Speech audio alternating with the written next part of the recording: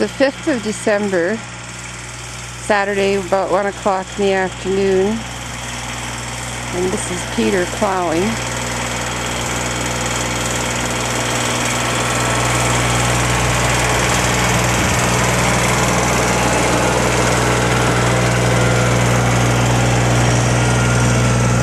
He plowed last night when he got home, and it's been snowing for over 24 hours now and blowing. There's been people getting stuck on the road. 11 o'clock last night, 3:30 in the morning, and then all day today too.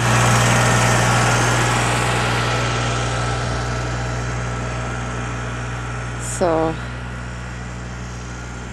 that's how much it's snowed since last night, since he plowed.